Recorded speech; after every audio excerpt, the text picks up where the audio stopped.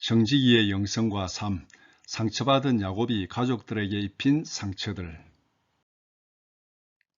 창세기 29장 30절에서 31절 말씀. 야곱이 또한 라헬에게로 들어갔고 그가 레아보다 라헬을 더 사랑하여 다시 7년 동안 라반을 섬겼더라. 여호와께서 레아가 사랑받지 못함을 보시고 그의 태를 여셨으나 라헬은 자녀가 없었더라. 야곱이 가정에서 받은 상처는 크게 두 가지이다. 첫째는 형 에서와의 경쟁에서 실패한 패배감과 거절감이다. 둘째는 자기보다 에서를 더 사랑하는 아버지의 편애로 인한 차별과 거절감이다. 야곱은 형과 경쟁에서의 패배와 아버지의 편애로 가정에서 인정과 존중을 받지 못했다. 야곱이 경험한 상처는 가족들에게 어떤 모습으로 나타날까? 아들과 동생이라는 철저한 을의 위치에서 경험한 상처가 남편과 아버지라는 갑의 위치가 되었을 때 어떻게 나타날까?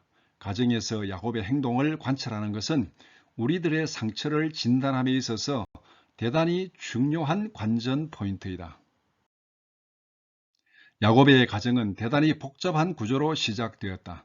야곱은 외삼촌의 속임수로 라헬뿐만 아니라 레아를 억지로 아내로 맞이하였다.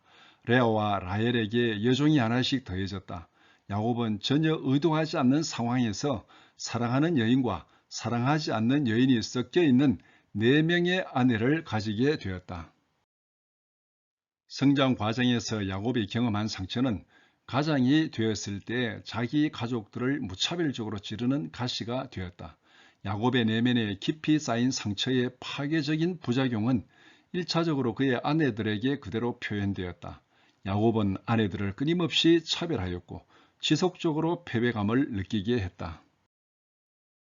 아내들에게 대한 야곱의 편애는 충분히 예상되는 일이었지만 그 정도가 지나쳤다.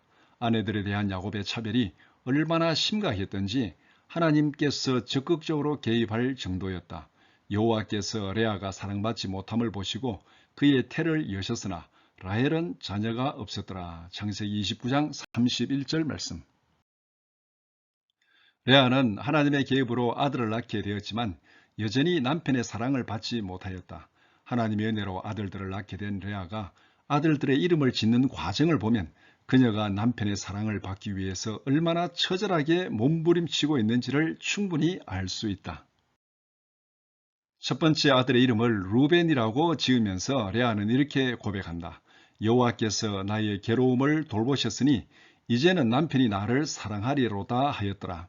창세기 29장 32절 말씀. 둘째는 시므온으로 지었다. 여호와께서 내가 사랑받지 못함을 들으셨으므로 내게 이 아들도 주셨도다. 창세기 29장 33절 말씀.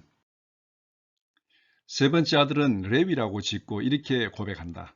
내가 그에게 세 아들을 낳았으니 내 남편이 지금부터는 나와 연합하리로다. 창세기 29장 34절 말씀. 레아가 네 번째 아들을 낳고 이름을 짓는 과정에서는 중요한 변화가 일어났다. 이것은 어쩌면 레아가 상처를 극복하는 단서가 될 수 있다. 레아는 네 번째 아들의 이름을 유다라고 지으면서 이렇게 고백한다. 내가 이제는 여호와를 찬송하리로다. 창세기 29장 35절 말씀. 세 번째까지 레아의 관심은 오로지 남편에게 집중되어 있었지만 네 번째에 와서는 그의 관심이 남편에게서 하나님께로 향하고 있다. 이것이 변화의 핵심이다. 아내들 사이에 아들을 낳는 경쟁은 그 이후에도 계속되었다. 여종이었던 빌라와 실바까지 개입하면서 4강 구도로 더 복잡하게 전개되었다. 이 과정에서 야곱은 남편으로서 갈등의 조정자 역할을 전혀 하지 못하였고 오히려 경쟁이 격화되는 것을 조장하거나 방치하였다. 야곱이 성장 과정에서 아버지의 차별과 편애로 인하여 입은 상처는 그의 자식들에게도 고스란히 전달되었다. 남편의 사랑을 받지 못하고 차별당하고 무시당하는 어머니들에게서 태어난 아들들은 가정에서 무엇을 보고 배웠으며 어떤 대우를 받았는지는 충분히 짐작할 수 있다.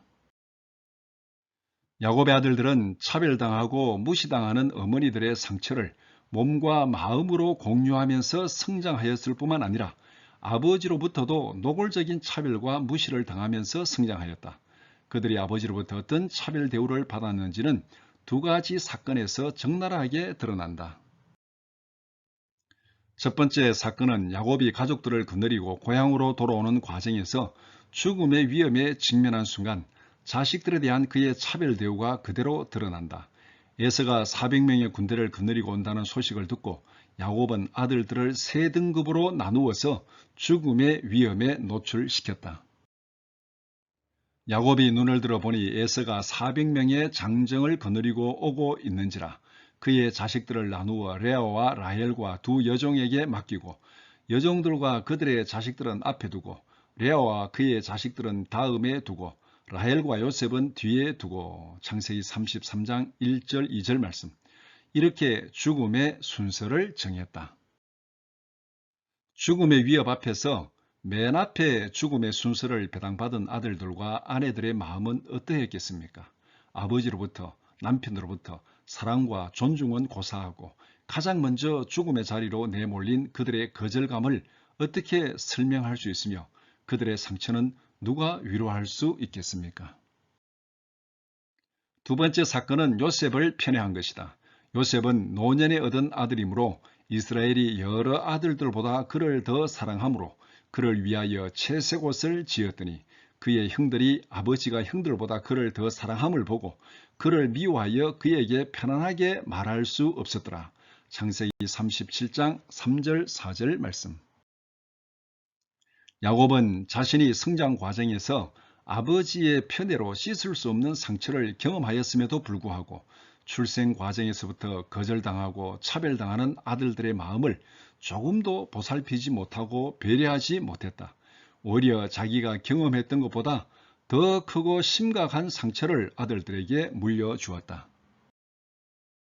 간단히 정리하면 야곱의 삶은 우리에게 두 가지를 생각하게 한다. 첫째는 야곱이 남편으로서, 아버지로서 최소한의 자질이라도 가지고 있었는가? 둘째는 성장 과정에서 받은 상처가 자신도 모르게 자식들에게 이렇게 파괴적인 상처를 입힐 수 있다는 사실에 두려움을 느끼지 않을 수 없다. 나눔을 위한 질문.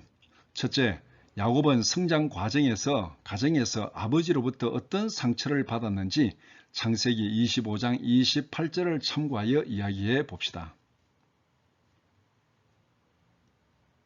둘째, 야곱이 아내들에게 준 상처는 무엇이었으며 그것이 얼마나 심각하였는지 창세기 29장 31절을 참고하여 이야기해 봅시다. 셋째, 야곱이 아들들에게 어떤 차별과 상처를 주었는지 창세기 33장 1절 2절과 37장 3절 4절을 참고하여 이야기해 봅시다.